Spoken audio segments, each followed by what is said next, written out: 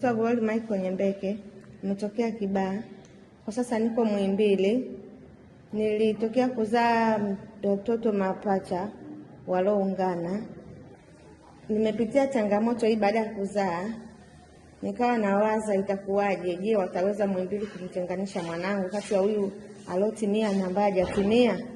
Lakini namshukuru Mungu, madaktari bingwa wa Muhimbili wameweza kulitatua hili. Na sasa mwanangu ambaye alikuwa amekamilika yuko hai mpaka saa hizi, natolewa leo Muhimbili.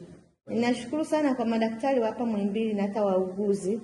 Mungu awatie nguvu, wape maarifa, waendelee kuwahudumia watoto wengine wanakuja kwenye changamoto kama hii. Naitwa Victor Ngota, daktari bingwa wa upasuaji wa watoto.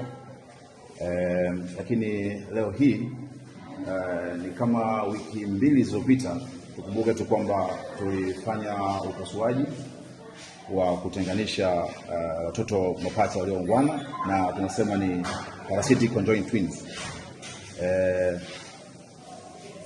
Operation ambayo ilifanyika na madaktari bingwa, jopo la madaktari bingwa tofauti, lakini kikubwa ni madaktari bingwa wazawa. Hatukushirikisha daktari wote kutoka nje ya nchi, na upasuaji ulikwenda vizuri kama nilivyosema. Lakini pia surgeries huwa hazikosi changamoto.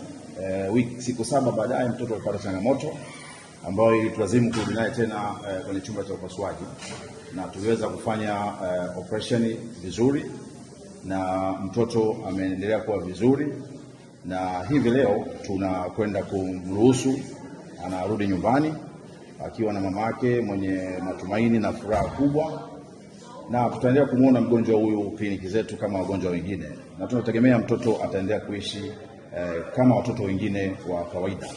Pia nipende kushukuru serikali ya awamu ya 6 chini ya Mheshimiwa Rais Dr. Samia Suluhu Hassan kwa kuweza kutuongezea ujuzi na kuimarisha vifaa tiba ambavyo sasa vinatuwezesha sisi kuweza kufanya hizi upasuaji za kibobezi badala ya wagonjwa hawa kupelekwa nje ya nchi kwa ajili ya matibabu zaidi.